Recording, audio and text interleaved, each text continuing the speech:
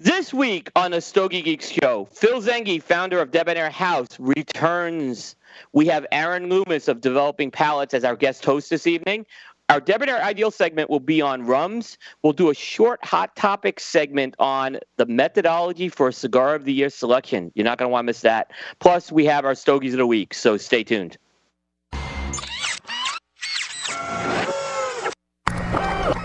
This is a Security Weekly production. Broadcasting live from G-Unit Studios in Rhode Island, it's the show where cigars burn slow, ashes fall fast, and cocktails flow steady. It's the Stogie Geeks Show.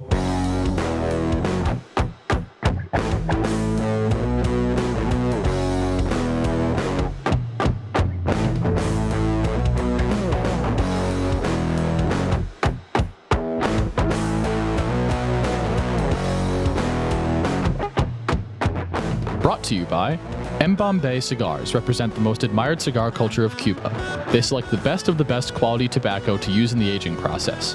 Bombay Cigars are then rolled in Costa Rica by some of the most experienced cigar rollers, giving it a unique smoking experience. The band portrays a detailed and artistic nature of our small industry. Try the Bombay Casera, the Bombay Mora, and the recently released Bombay Habano. Bombay Cigars, where the cigar is a way of life. And by Punch Cigars. For more information, check them out at www.punchcigars.com. Welcome, everybody, to the Stogie Geek Show. This is episode 212 for this Monday, December 5th, 2016. Will Cooper here in Studio C in North Carolina. We have Mark, Riley, and Tyler at the Villiger North America Studios manning the controls. And we have a great show tonight. We're actually joined tonight by our guest host, Aaron Loomis of Developing Palates. Aaron, welcome back, actually. Thank you. Always love to be on the show. We always appreciate it as well. And Aaron, Aaron and I will be talking about a variety of topics tonight. We have a great show tonight. We're going to kick it off in a second. We'll introduce Phil Zanghi, who's making his return. It's been a while since we've had Phil on the show, and there's a lot to catch up on.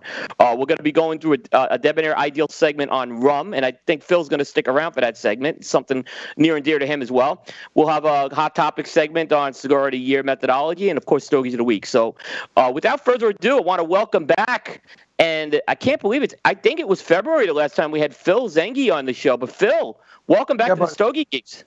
Hey, I love to be back. Thank you, guys. Thank you so much for everything you've done for me since day one.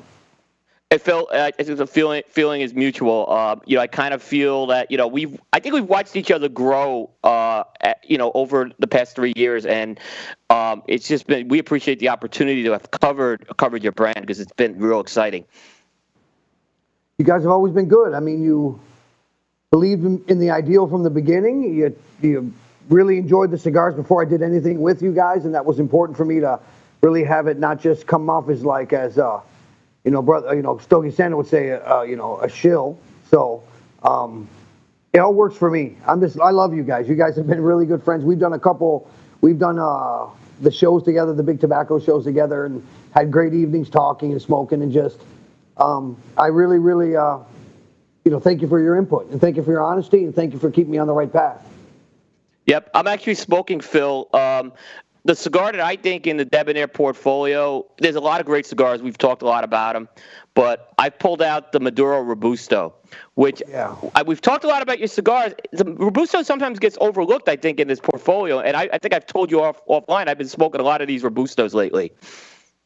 Me too. What happened is that when I first launched, I did the Big Solomon, then we did the Robusto, and then we did the Bellicoso, right? So 3 really straight, 1 real core size and 2 strange ones. Then I brought the Toro out, and then we brought out the Saguita, and then we brought out the First Degree. So it went from, and then I kept the price point I lowered the price point on the Bellicoso to meet the Toro, so the Robusto just got lost in that mix.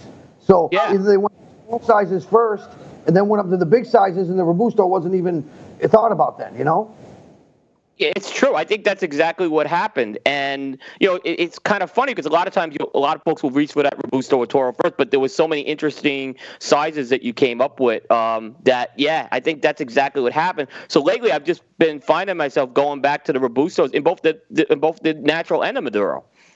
I had so many like that, that I had made, and they did real well in the beginning, and then they trickled off, but then they started to pick up again good since the new distribution and everything. And but what was still there had been aged really a good amount of time, and man, I know there's some Robusto, the Habano, dark Habano in the Robusto. It's something special, man. I've been smoking a lot of them lately, Yeah, I mean, you get that Debonaire au jus right off with that Robusto, which is what I like. That's what I'm getting with the Solomon. This is like the first wheat production, one of the Solomons here, Oh, wow. And it's been sitting, and it's just fat. Let me tell you, Paul Asadorian is all over that cigar, and he hoards them. I mean, I'm not kidding you. He said it on the show. That Solomon is one of his favorites. There was a dude in the Bahamas who bought 50 boxes from me. And I talked to him lately because he had a store, and then he closed the store because the government just was hammering on him bad, About it was like 220% duty plus 50 cents plus cellophane plus. So I said, hey man, how I buy him back? He goes, no, I'm not selling them back. I got them still. You will come visit me, we'll smoke one. So let's kind of get to. There's a lot of good stuff we'll get a lot of good stuff, and that's what we always do when we talk Debonaire. We focus on the positives, and there's a lot of positives to focus on. So it was interesting, Phil, because I was in Miami the last week of March, and you sent me this email saying, "Hey, we're getting ready to turn Drew Estate's going live like tomorrow." Right? And it was kind of funny because I was going to see Sam Morales the following Monday at Drew Estate. And I kind of walked in. They actually took me into the warehouse, and I saw all the Debonaire stuff just ready to go out at that point. So and then I saw you guys at the booth. Phil, you fit right in at Drew Estate. It was great. So you want to talk a little about how that's been going? It's been going good. It's just I've been, since April we launched, I've been on the road 94 days. And I can say I've enjoyed every single day. I can't say the crew they have, their salesmen are great people. Getting into new markets, really, even the Diplomat app, I've gotten so much love off that. People I've never met before. To see the Drew Estate core people, getting into the, you're talking about a half a Dominican cigar. I mean, this is not a Nicaraguan typical what they're used to. And for them to start digging other, flavors and tastes, which I thought it would be more difficult than it's been. I've gotten some great, fans and some great smokers. And I've turned out to be some great friends from it, from all the way from Seattle, all the way from my boy out there, Steve Callow and Mark, all my guys up there. All the guys in Florida from, Vero Beach, the Smoke In people. You got, Sam that works up in Pittsburgh. You got Jared Ingersano, that's amazing in Florida. That's helped me so much. You got Ben up in Illinois and Indiana and those areas. Matt the Hat, Wild Bill out in Sturgis. We were out there for 7 days. It's just, it brings a lot to the table. They have a huge distribution channel, as you know, and they kind of have they have their own ideal, but they dig my ideal, and they kind of dig the Debonaire thing. And the whole smoke history campaign with Indian, that's been just, it's gone wildfire, where there was some people digging in the beginning, some people didn't, then some people started to get into it and said, you know what, it's not a gimmick, and now people have really turned the corner, and then the Maduro took off like stupid. And then now the people has revisited the Habano that has aged out like I wanted it to, like I thought it would. And now people that were on the fence, to say the least, now we're like, dude, you know what? This thing is amazing. It's got that floral taste. It said what you said, And I said, well, it just needed, some things need more little age, some don't. And it's reached its pinnacle, I think, honestly. Yeah, I think also you and I had a little messenger conversation on the Maduro. I mean, and another one, the Churchill. Kind of one that, that's your Churchill. And I was blown away how good that Churchill was smoking in the Maduro. I mean, it was really, really, really solid. It's that broadleaf mixing with the Dominican tobaccos and that binder and not to just a blah, blah, blah, but it just adds something to it. That the Habano's great, don't get me wrong, but the Maduro has got its own special taste to it, Yeah, no, I agree. And Phil, it's interesting because when when the Indian motorcycle brand was announced, it was one of those announcements that the Indian motorcycle guys.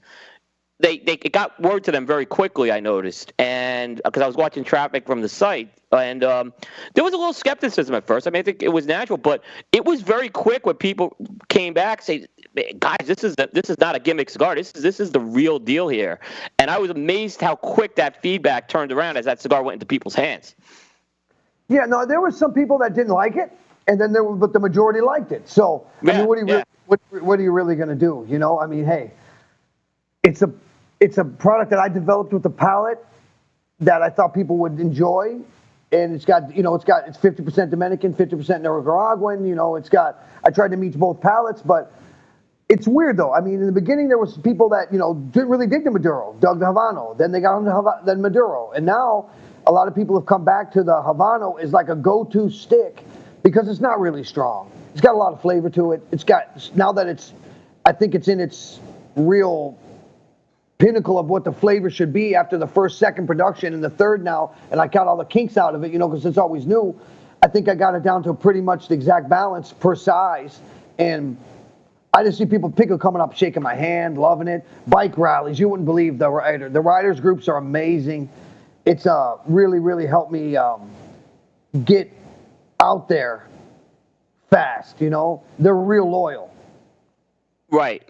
So my question is, I guess, Indian Motorcycle and Debonaire, the two brands. Now, Debonaire has been a little more of a limited production. Has that been a challenge now going into these Drew Estate accounts and the Drew Diplomat accounts in terms of now trying to meet maybe some additional demand you're going to have for the product? Yeah, somewhat. I'm just still keeping it real tight. They're good over there with me on that. They kind of understand exactly how I want to do Debonaire. We kind of kept it to the DDRP accounts, you know what I mean?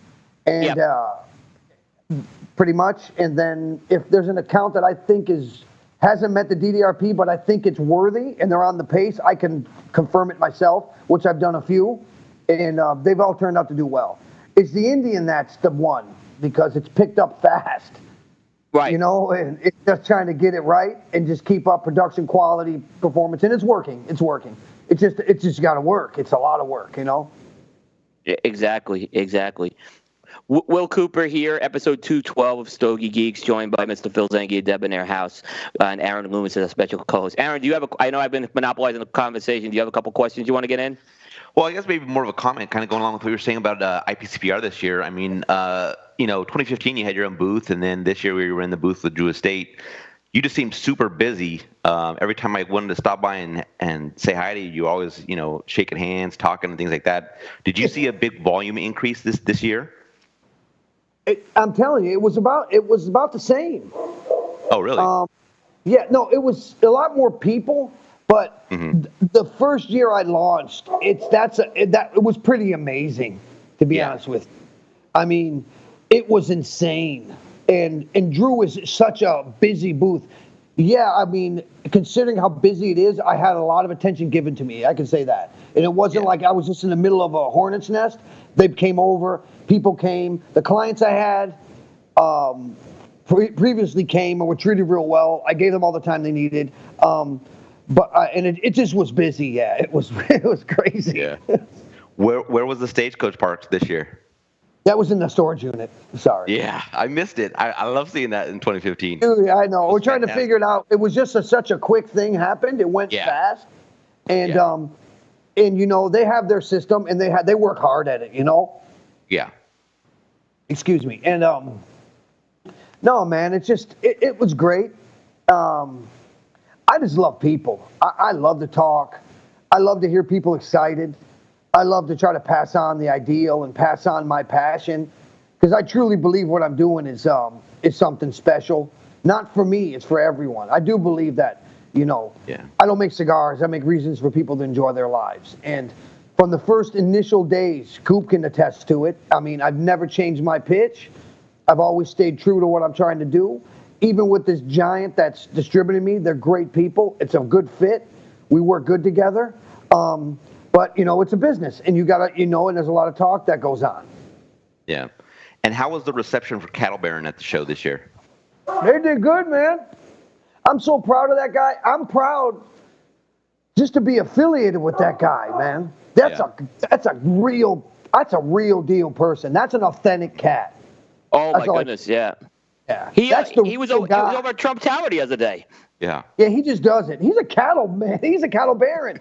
I mean, this thing is more than a hobby because the guy's not a hobbyist. This guy, when he gets on a scent, he's on it. He will put all his entire brain power in motion, but he reminds me of myself, but way mellow. You know, he's not a talker. He is, but he's just a gentleman. I don't know how to say it. I give him much more love than I can. The guy's just my friend. I mean, I didn't want to make nothing no more for nobody. I saw what was coming. I was so busy. I didn't want to have to promise anyone anything. I couldn't comply. I didn't want to become that, okay, you know what I mean? The debonair guy. Yeah, he's debonair for himself, and he's not debonair to nobody else. And I didn't want that to happen. But I said, okay, it took 2 years for us to get together. And I'm like, look, I just pushed him off. No, you don't want to be in this business. This isn't what you think it is. This isn't just, no. And I kept doing blends. I said, you know what? It's called the 50% rule. If you come down here and stay, then we'll make a blend and we'll agree. And he came down. And so then we started to do it, and we started to get things. We agreed on everything, and he liked the blends. And I said, okay, he wanted me to design the box and do all that stuff. So we worked together. I got it going. I visioned it. I said, if I'm going to make something out of Debonair House, it's got to be the Western version of Debonair.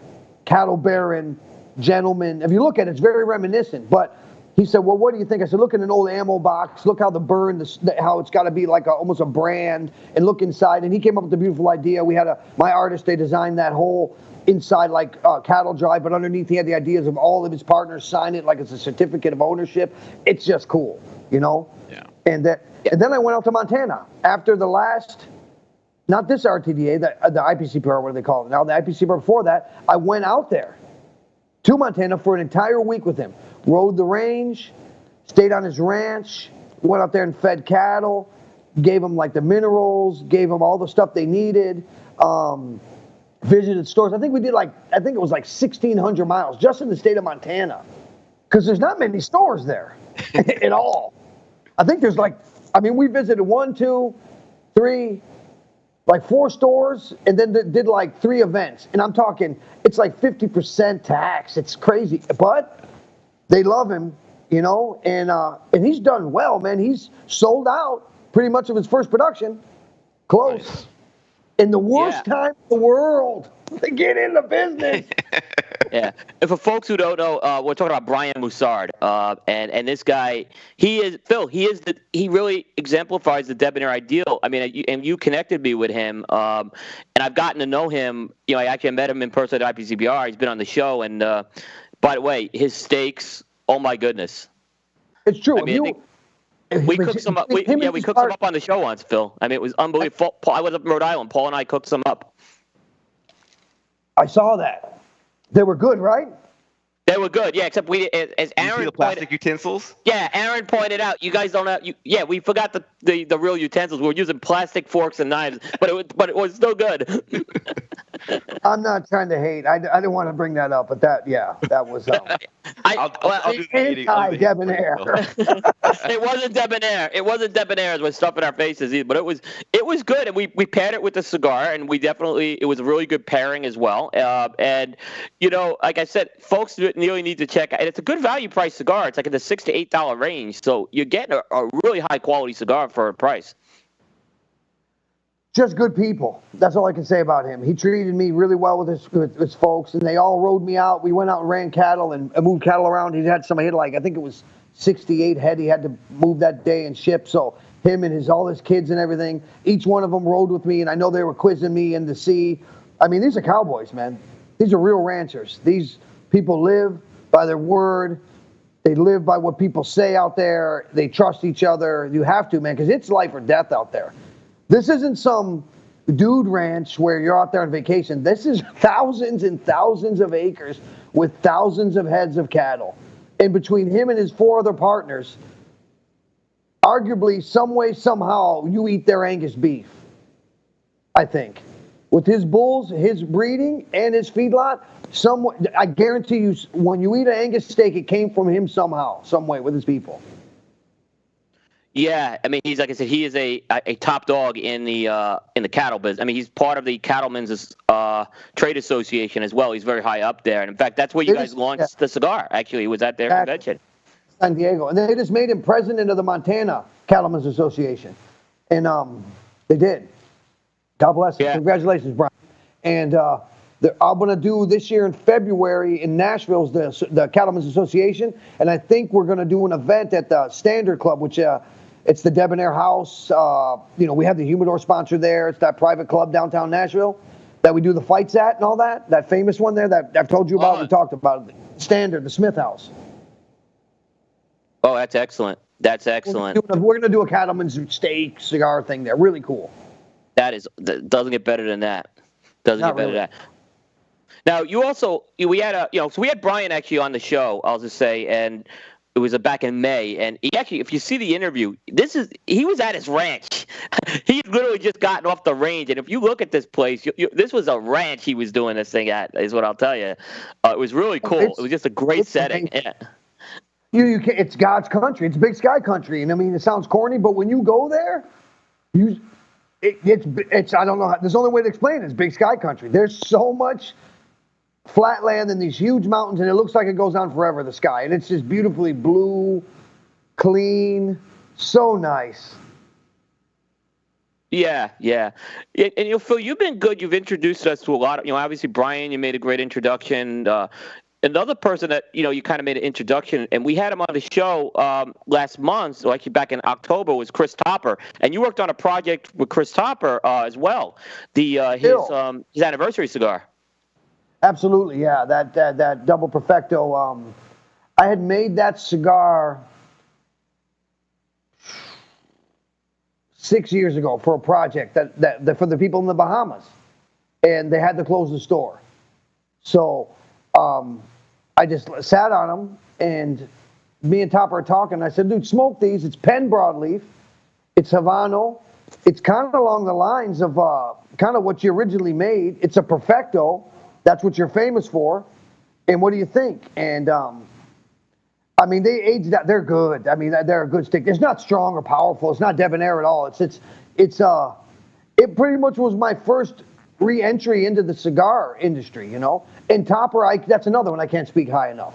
Topper is one of my closest friends. He's like my family. He's my brother. I stay at his home when I'm in Connecticut. His family treat me like family. We partnered up 100% with Topper now. We're partners, not just making it for him. We're partners with him. The main group, the Duford Holdings and everything, the big one. We're all in with them. We've bought, the group itself, Duford, has bought all of a majority of FX Smith's machines, the oldest cigar factory in America. But we kept that factory open with Craig Smith, which is the oldest a family-run cigar factory in America, 152 years old. We kept machines there. It's still making cigars, and they're making toppers there again. And then we bought all the machines from the Fink Company in San Antonio. And then we bought all the machines from the Marsh Wheeling people, which is National Tobacco out there in Frankfort, Indiana. And we're bringing them all here, and we're going to start to make natural on natural with long cut short filler cigars in the Dominican American style and bring them back. And that's the next project I'm going to be launching, is that in Indian tobacco, an Indian motorcycle, which is going to be something really cool, American style cigars. I'm going to try to make as many as I can in the States. Oh, wow. So that's some big news. So you're going to be basically partnering with Topper on these projects, and the Indian tobacco line is coming back as well. Indian tobacco, I relaunched it out at the show, but I relaunched it at my key guys, especially up north by you guys, all my guys who were the first. So they're on the market. The Super Fuerte, the Classic, and the Limited Reserve, those are going to come back. But I'm going to do those same sizes, and then I'm going to do some like machine-made stuff, but all natural, no homogenized, and they're going to be the American style. They're going to fit along some of the sizes that were out before that had been made during the time with Indian tobacco, with me and without me, but they're still around the market, so I'm going to come out with some really cool stuff. An economy cigar, great price, really good wrapper and binder, really good fillers that people can smoke all the time. Any candelas in there? I did some Debonaire Candela that were like super freaky, one of a kind, just to be sold so I can do them again. And some people got their hands on them, and I'm just frightened. I'm like, man, I don't know. But they're like, dude, these are great. I'm like, what? Really? You know? I'm like, okay. And then I put some Daybreaks out. But the other thing in Debonaire that I'm really going to bring out is the project I've been working on that, Coop knows about, called Daybreak. It's the Connecticut shade Debonaire. It's taken me 4 years to really get it the way. But I released a temporary version of it to have it out there. It's close. But it's only a select few people. Right now, I'm working on it hard. I'm going to be able to bring it out, and it's going to be knockout. It's going to be Daybreak. It's going to be a light-colored box instead of dark. It's got a whole new scene inside.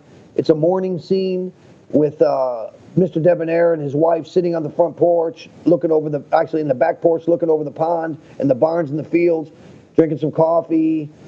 It's really cool. It's going to be what people want now from me, is that Connecticut, which they say, you got the higher, fuller body stuff. You got the sweeter stuff with the Maduro, the full body with the Habano. Now you need something that's along that floral, like smooth note, first time in the daybreak, Right. when you wake up. You know what I mean?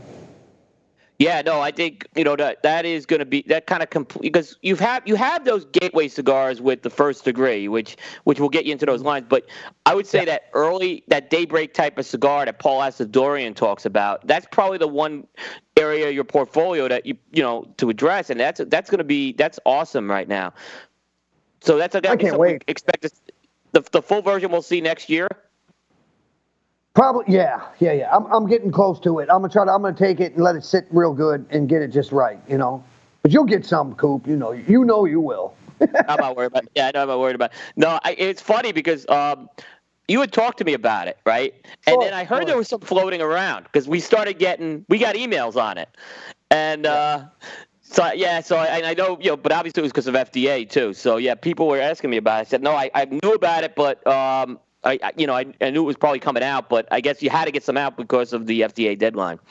Right, and that's what it was. And but they're out there and they're for sale, and they're there. So what I'm gonna do is, now they're there, I can bring out a perfect version of it, and get people happy. You know what I mean? Yep. Yeah. No. Exactly on that. So what else has been going on with you guys? What's new? What's new in the Stogie Geek world and the Cigar Coop? Well, I think it's all been good. I mean, it's all been good. I think it's challenging right now out in media right now because of the uncertainty with the FDA, and it's a lot of people are being cautious right now in terms of how they're going to be making their investments next year. So I think we're going to be fine, but obviously we're seeing people take a harder look at their business right now objectives because obviously there's a lot the user fees are now being due. So it's been kind of a challenging time right now. We're seeing a lot of turmoil in the industry as well in terms of people are moving around.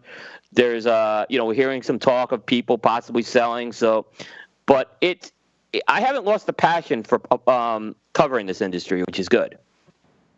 Look, man, there's always going to be cigars. There's always going to be premium cigars. There might not be as much as we've been used to after the second boom, I call it, in the mid 2000s of just new product being pushed out there and put there. But it's going to thin the herd. But the people that really love this, that really want to do this for a living, we're going to see who they are. And when we see who they are, we're all going to know that it was for real or it was just that they were having fun at it. And I'm not going nowhere, honestly. I got some good people behind me. I got people like you out there. I'm more try to be the people's champ. I mean, I make a good cigar. I'm trying to make the best cigar ever. That's all I'm working towards. And every day, I'm just trying to do the best I can, not just for myself, but for the people that actually support me. I don't want to prove anybody wrong. I want to prove the people that believed in me right. And that's the Debonaire ideal. That's my new thing, is that. Trying to prove the people right and get people back to what it should be and to understand that the camaraderie and all that. And I'm telling you, man, the Debonaire ideal is a movement. I get people from all walks of life now, all over the world that dig it, hear this show. I've had people walk up to me about from in events from this show and from the other ones I do, come up and say, man, that is like the best segment we listen to. I dig it. It's actually thought out. There's something interesting you're talking about.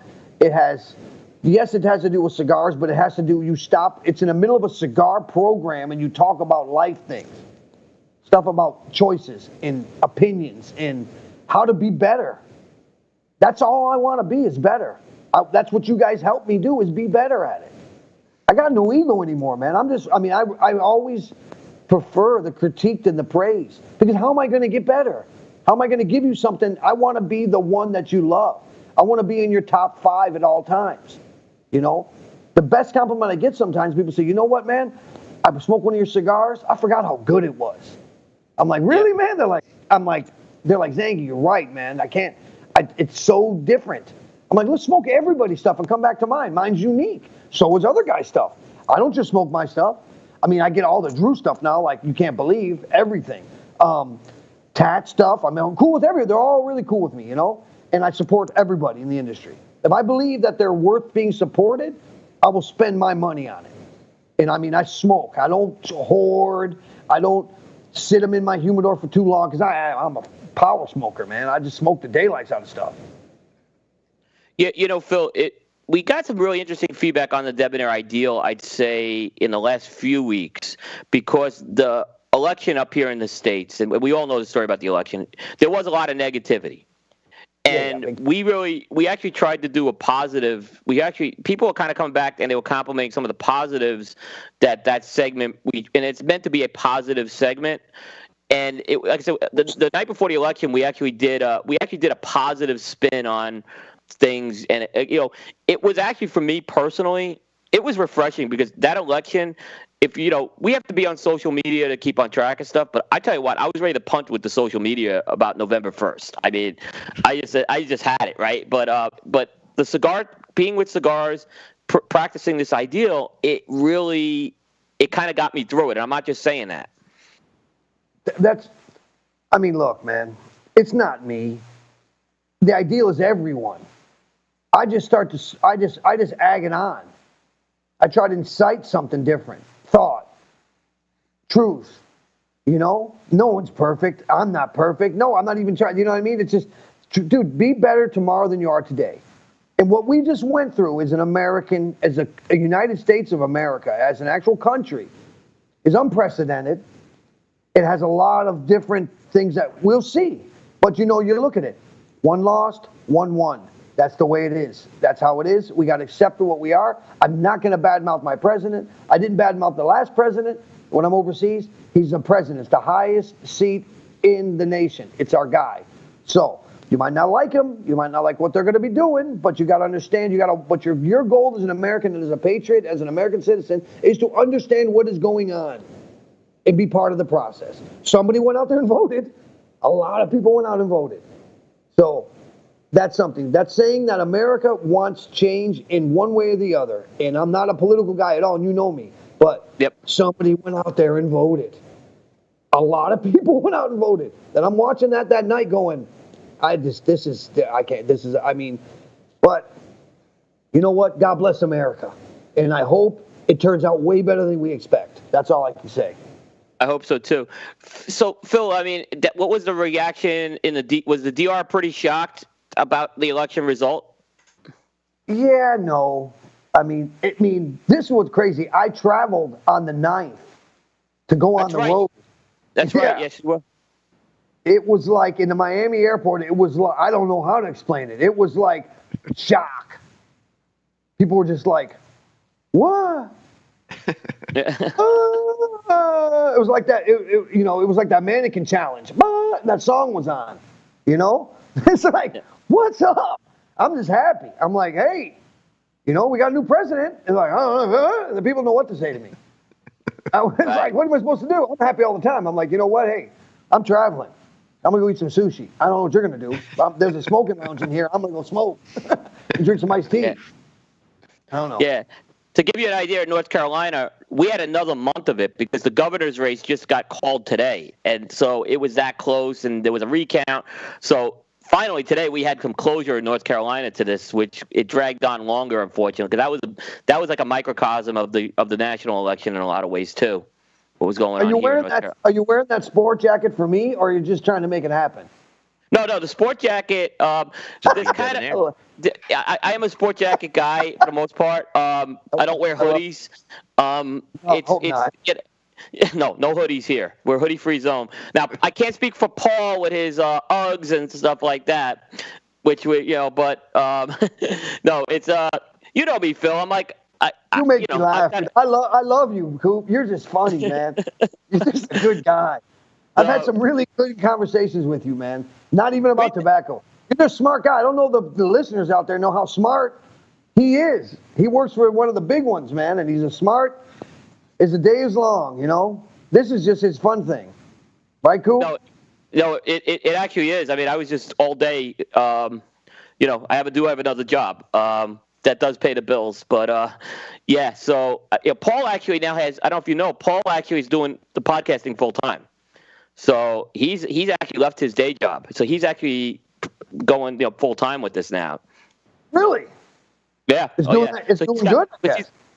No, it is. He's got the internet security piece, which he's had for 10 years. So he's had a longer jump. So so he made the jump to it. I think it was in March he made the jump.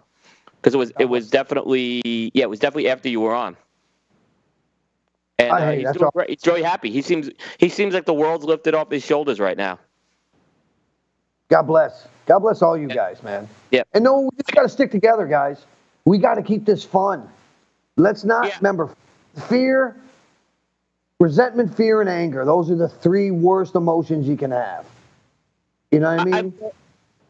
I've learned that. Your resentment is you didn't get your way yesterday, right? Anger is you're not going to get your way today. And fear is you're not going to get your way tomorrow. It's all of our ways. It's us together in this. It don't matter, man. Just be happy. Try. It's very hard sometimes, but you have to be happy. Happiness is you have to chase it. It's a pursuit of happiness. It is. It's a pursuit of happiness. You have to. Because sometimes things suck. And they're going to suck. But you know what? It's all relative. It's not just sucking for you. It's other people sucking too. And hey, man, suck it up. This reminds me of a couple of those conversations we had at the Circle Bar in Vegas. This is great. Because Phil always, he can talk me off the ledge too. It's great. That's it, really... Hey, buddy. You guys, listen, I do it all the time. It's been really, really a lot of work doing the move, the jump into the mainstream and getting it there and working nonstop for 3 years and seeing it really come to fruition, having a defined purpose and seeing it working. But you know what? From success comes a lot more problems. There's a lot more stuff, a lot more responsibility. And trying to balance family and God and the business and everything together. You got God, family, business. So that's how I do it. And and stay happy and not get caught up in just not. You have to focus, and it has to be a defined purpose, and you have to think accurately, And that's all I try to do. And anything anyone does out there, I don't care if you're in the cigar industry, if you're a trashman, or you're a police officer, or you're a doctor. You have to focus on things, And you got to be and be happy, and be happy for yourself. Be inside happy, internally, and. I fight it too, man. I fight it too. Sometimes I get caught up and I'm like, blah, blah, blah, blah. And I'm like, but what I do is I sit there and I write down the goods and the bads, And I'm telling you, the blessings I have outweigh the bad so much that I feel like I'm not going to swear, not a cool guy. After I do that and I write it down and I look at what I really have. And what the F am I complaining about? And we all have that. You know what I mean? If you got money in the bank, a little bit money in the bank, some money in your pocket, and some change laying around the house somewhere, you're in the top 8% of the world. Yeah, I'm not making that up. Look it up. Go Google that thing, There you go. Yeah. There you go. Hey, Aaron, I have a couple more questions, but they're a little off the topic. Do you want to ask? I have another question, but it's not about cigars. Okay. All right, Phil. So, does the boxing world? Oh, you just killed me, Aaron. That was where I was going. Do you want to go? I don't want to. No, go ahead. Go ahead. No, go. Because this is gonna be good. Yeah. Does the boxing world care about Conor McGregor? No. Okay, I didn't think so. Why don't they care about him? Well, I mean, he's not a boxer, so That's it. Granted, I'm old school. he's amazing. Phil. I love him. Don't get me wrong. Now don't get me wrong. I love him. He's great for that sport. right. He's the most prolific guy, bringing people, draw. But for him to talk shit to Mayweather, which I'm not a Mayweather fan, but as a boxer, you're talking about the most dangerous bastard out there. And you're going to talk to that guy and like say you're going to beat him up. That's just go somewhere else. Take some guy that's quasi famous, third in the world, and you don't go to the. I mean, he's doing it purposely to make press. I mean, that's why no one can take him serious. Yeah, I mean, it doesn't He got his mean anything boxing to license. Mayweather. He got his boxing license. He got it. Yeah, but the fight wouldn't mean anything to Mayweather. It means more to McGregor because it gets him more legitimacy in the boxing world if he can do something there. Yeah, unless you get knocked out. Right. You don't get no legitimacy. You know what? They call them painters because their back's always on the canvas. That's what. Hey, no hating, but I'm saying that's another world. You can't kick. You can't grab nobody. You can't headbutt. No elbows. Mm-hmm. It's your hands, and you're talking a nasty guy, man. Mayweather, come on. I'd be like, no, I don't know. I don't really want to know about that. Yeah. No. Next question. Yeah. So it's funny because I was going the boxing route. Aaron didn't even know. I didn't know Aaron was going to ask a boxing question, which was because we operate on the same wavelengths, I guess, which is great. So Phil, obviously since you've been on, Ali has passed. Thoughts on Muhammad Ali? Greatest, one of the greatest ever. If not him and Marciano, the greatest ever. You know, the Ali I remember, unfortunately, for being my age. I remember Chuck Wepner was probably the first fight. I mean, he wasn't at his best in that fight. I mean, it was still Ali. There was a lot of classic Ali. And then, I went to the closed circuit Ali Holmes fight. Yeah. And I saw the Trevor Berbick fight on. It was actually on what was kind of cable TV in New York after that. Unfortunately, those are the ones I remember. But yeah, I mean, iconic, to say the least. We lost a big ambassador to the sport, no question about it. He was awesome. When I lived in California, we lived in a place called Hancock Park. In the Rocky 3, the house he lived in was that was Ali's house that he used, and that house was not maybe a block from my dad where we lived. Him and my father and Ali were really, really good buddies. He would have pizzeria. He'd come all the time. He'd come stay at our house, and he had a control to our gate because he would come and take a nap in our guest house when he didn't want to be bothered. No BS. I have really great memories with that guy.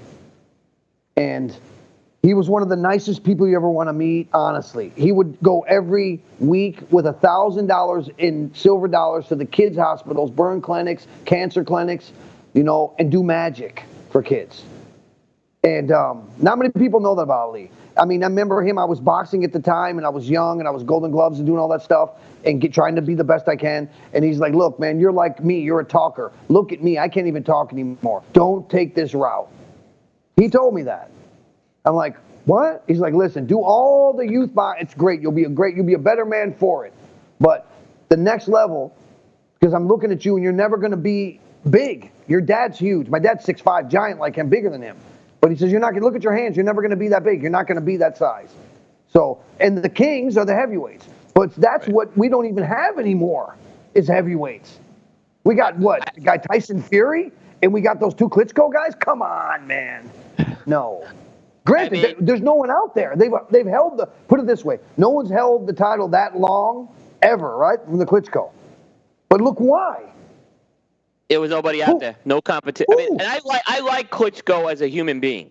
He's a good person. The Klitschko guys are good people, but yeah, I was hoping, and that rematch looks like it's dead right now. Who? Yeah. Yeah. How? And my other question, because this is obviously closer to you. How good is Chocolatito? No, he's one of the. If he keeps up his pace, he'll be the best record in history.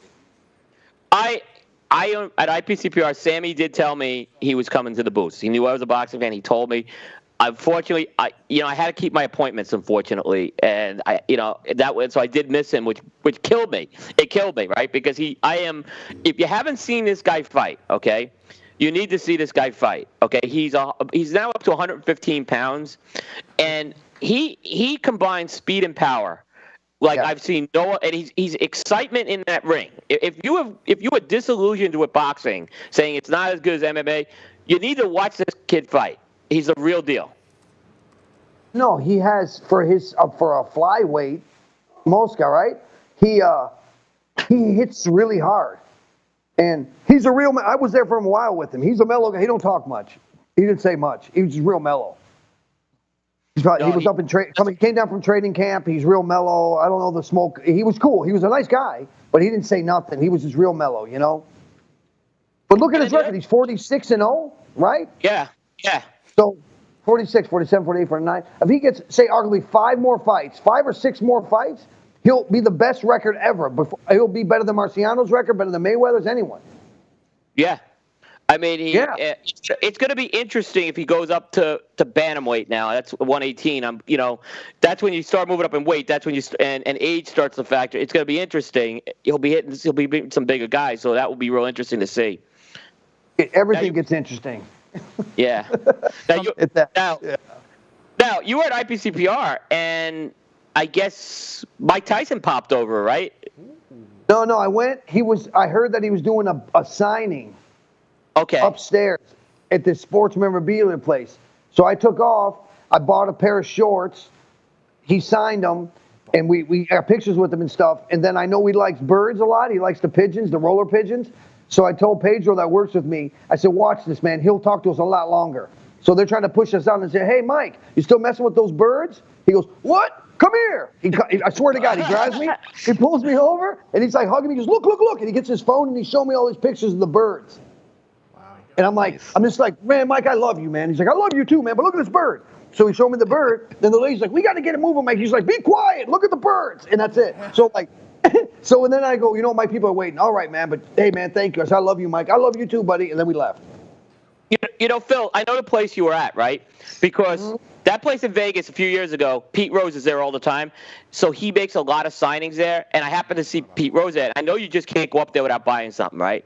So no. They were dead. Phil, they were dead, okay? Because Pete Rose is there all the time. I just said, hey, I went to the guy, hey, can I just shake Pete Rose's hand? I'm a huge Phillies fan. I grew up as a Phillies fan. He's my favorite team. And the guy said no. So I said, okay, that's fine. I walked out. Pete said, no, come over here. And he shook my hand, took a picture with me. He said, absolutely. I wasn't even. He was a great guy, but I know how that place could be. They're very tight ship. Yeah, that's what they're there for, and I don't blame it. I mean, I'll pay whatever I paid. I mean, I'd pay it 10 times again. I got shorts with his record on it, signed by him. The whole thing. I'm going to frame him and give it to my boys. Sure. Yeah, Phil, it's interesting because Tyson's got an interesting. We all know about his character, but if you watch there's some old videos of him on some talk shows with Ali. The guy revered Ali. The guy had the utmost respect for Ali. He knew who Ali was, and Tyson was at his peak, and he never claimed to be as good as Ali. And it was, and Ali turns around to him and says, "No, this kid's you're the real deal. You're the man." It didn't. Unfortunately, things went different for Tyson. But that was if you Google Ali and Tyson on YouTube, there's some real interesting videos out there. All I can say is the champ was just a great guy. I can't say that he wasn't. I'm telling you, he was just. That's Tyson, man. Like, come on. It is. He just killed people. I hit people with bad intentions, Hey, everybody's a tough guy until they get punched in the face. What do you say? Everybody's one until you get punched in the face. Yeah, everybody's got a plan until they get punched in the face. Yeah. Exactly. Okay. Yeah, by him, that's like getting hit with a bag of bricks. Have you guys seen the new Creed movie? Yeah, great. Yeah. I liked it. Yeah. I liked it. Oh my goodness. I was emotional about it. That was one of the greatest movies I ever saw. It was awesome. I never thought they could come back and bring that movie, the Rocky story, back, and they did.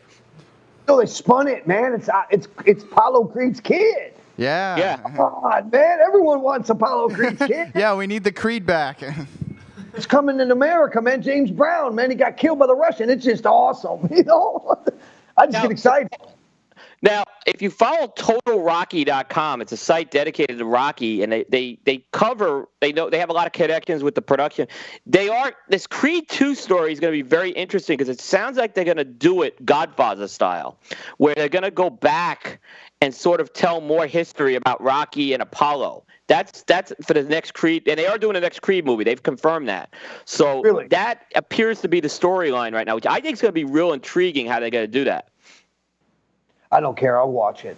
You know, but I've been watching a lot. I've been watching that Westworld on HBO. Insane. Yeah. Watch it. Yeah. Really, really well made. Walking Dead, I don't know what happened. I'm upset. Oh, Phil, I got a show for you. Hell on Wheels. Oh, that one about the trains? Oh my goodness. Is it good? It takes a little while to get into it. Okay, you got to get through the first season or so, but the characters start to develop, and there's so much history. Unfortunately, it's not a show you can have small kids watch because it's very violent. But my older kids picked up a lot of history. You know, they're in their teens, and I did let them watch it. But there is some history around. Really good, and there's some real classic old Western scenes in that show, is what I'll tell you. Designated Survivor too. That new one that came out. That's real good. I have to watch that one. Dig it. He's the you gotta watch it. It's like, what? He's the designated survivor after, you'll see. I'm not gonna spoil it. You're like, what? It would not be cool, you know? That's cool. But Westworld, bro, I'm telling you, if it's not the best series that HBO's ever done, I'm talking Sopranos, all of them included. It's Game of Thrones. I mean, it's on some Game of Thrones. It's on that level. It's on that. Yeah. It'll blow your mind out. It'll freak you out. I got to see that. I have to see that. I have not seen it. You know, it's funny. You said Sopranos. When I was up in New Jersey for Thanksgiving, and I made a couple of detours because we weren't far from where they filmed, where the Caldwells is where The Sopranos was based in. And my wife's like, what are you doing? I said, well, I just want to see some of these houses. And then they figured out very quickly, you know, my family figured out, wait, you're going through Sopranos neighborhoods? I said, kind of, yeah. And we had a 10-hour drive home back to, North Carolina when I did this. So that didn't go over too well. You drove Aaron, all the way down there. Yeah, Aaron, any other questions? I'm all set. All right. So I think, Phil, we'll take a quick break. We'll come back with our Debonaire Ideal, so stay tuned.